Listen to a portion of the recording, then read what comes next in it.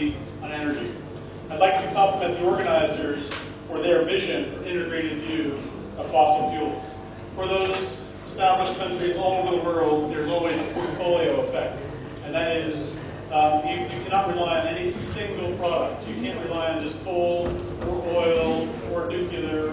You've got to have a portfolio, and this vision is really driven around that creation of a national portfolio of the total energy basket. And oil among this energy basket is grabbing global attention today.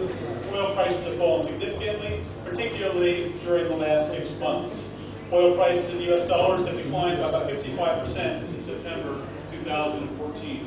And I'd like to share with you our perspective on the current international oil environment, its impact, and what this means for India. The low oil price regime The low oil price regime is largely a result of supply and demand factors, with supply side exerting a larger pressure on the oil price trajectory. New supply sources, as we heard this morning, particularly from North America, have added to this imbalance. It's important to note this is a classic case study of new disruptive technology impacting markets, but also creating new opportunities for others. And these opportunities are not only in North America. I believe, and we believe, this can transform these technologies, this disruptive technology can transform the Indian oil sector. Lower oil prices have a transformational and major distribution effect on both the oil importing and exporting countries. Obviously, we've heard oil exporters see a significant reduction in their revenue and thus find it difficult to balance their national budgets. On the other hand, oil importing countries stand to benefit from higher disposal income, which results in higher consumption, decrease in the cost of production of final goods, particularly for those energy-intensive industries, lower levels of inflation, and improved external trade balance. From an industry perspective, low oil prices led cost deflation also imposes a challenge to industry. And already we've witnessed a correction in the oil and gas production capital expenditure in the U.S. and elsewhere. For example, in the U.S., up until about 2 weeks ago, we saw about a 16% decline in the number of active offshore drilling rigs, and that count of reduction increases weekly. From our perspective, from our part at Kane, we are reducing our own capital as we look ahead, and we are determined to remain cash positive even after our capital spending in these weak oil market conditions. Of course, again, as we heard today, every few years the markets do tend to balance themselves out.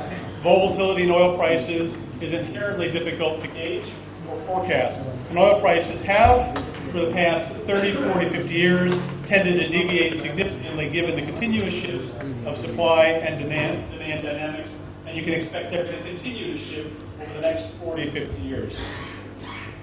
We are all aware of how oil price volatility affects the economy. It creates uncertainty in import costs and resultant fuel subsidies. This is a particularly profound problem for oil importing countries such as India. A large allocation towards subsidies exposes governments to significant risks and results in crowding out resources which otherwise could have been education, health, and other investments required for development. India is blessed itself with significant untapped mineral resources, including hydrocarbons, and these can be developed to insulate India from oil price volatility in the future. In fact, these weak oil markets create an unprecedented opportunity to permanently reduce the cost of oil drilling and extraction in India by encouraging the North American oil service companies to India while their order books are weak. Our personal experience when we meet with North American oil service providers is there's an India effect. It's a significant premium on what they charge for their services in India versus what they charge for the services in North America. Because they don't know, the supply chain's weak. They don't know if they're going to have import issues or whatever it may be, so they build that risk in as a premium. I've had the opportunity to spend some time in North America over the past couple of months meeting with some of these oil service companies whose order books are decreasing weekly.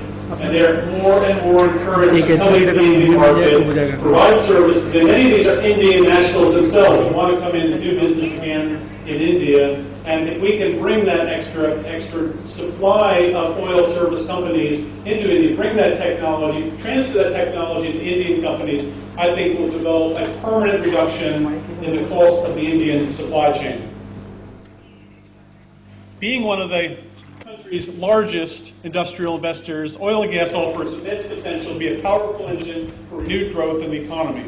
This industry is not only an important supplier of jobs and also primary energy, but also a key provider in particularly these rural locations where there are no other attractive jobs.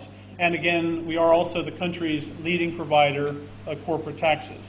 Furthermore, it is a continued catalyst for the reinvestment in education, manufacturing, and applied technology. For a nation undergoing transformational change, a simple and forward-looking policy to encourage investment that maximizes domestic oil and gas production would be a key enabler, and I was certainly encouraged to see the government's commitment, including the Honorable Minister's points, really reaffirming that this morning. The Honorable Prime Minister of India has made in his remarks at a recently concluded India-US CEO forum have pointed out the significance of policy-driven state and consistency in policy. And this then should be our overarching principle for governing business and attracting investment. With the planned development and growth led by the Honorable Prime Minister's Make in India vision, there'll be an increased consumption of fossil fuels. And the policymakers should develop a long-term strategy that will minimize the increased vulnerability to energy price shocks. And India has the capacity, and India has the people, and India has the natural resources. So while the current outlook for low global oil prices is great for India's policy near-term perspective, the message I wish to emphasize and communicate today for Indian policymakers is not to let this weaker price reduce the urgency for energy self-sufficiency. History has shown that low oil prices has led to lower oil investment, and today it's leading to lower oil investment, which ultimately will overtake itself and create future shortages and future higher prices for oil. Again, as we heard this morning, we should not assume that current oil prices are a permanent gift to the Indian economy. Higher prices are likely to return at some point. The investment climate and governance are key determinants for these investments. Thus, every effort should be made today in this low price environment to remove those policy uncertainties as they deter investments. Stable and predictable investment regimes is a necessary condition to attract investments.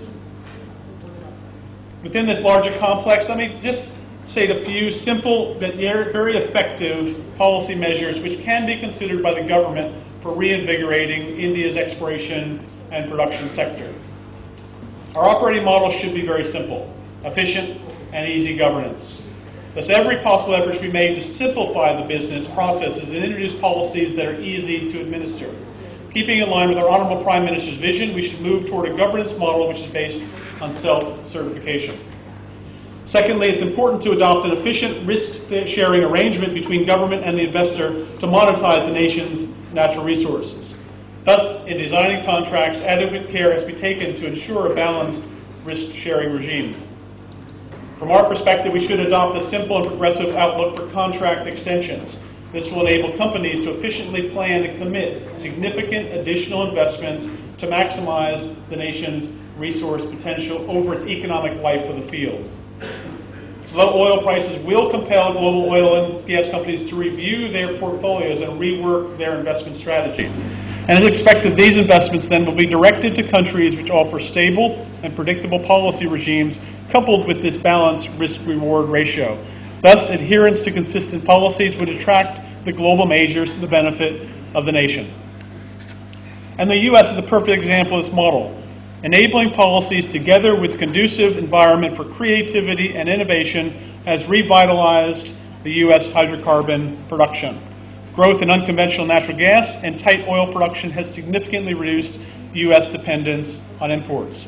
And the share of total U.S. liquid fuels consumption by net imports fell from 60% in 2005 and was expected to grow from there to an estimated 27% in 2014. Nobody would have guessed in 2005 that we would have seen that type of change in import trajectory. India too can see a significant improvement in productivity and increased willingness by companies to deploy high-end technologies for enhanced oil recovery, which would help realize the full economic potential of our country's natural resources. India, like the U.S., should embrace the private sector in fully exploiting unconventional resources. And I'm pleased to see in the agenda over the next couple of days, it's going to be a good discussion about what private companies, but also what technology can do to fully develop these unconventional resources that are not being fully considered in India today. There may be no other industry today that demands a more diverse set of human, mechanical, and technological capabilities than the oil and gas exploration and production industry.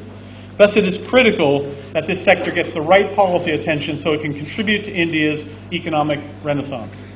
Thank you very much, Chairman.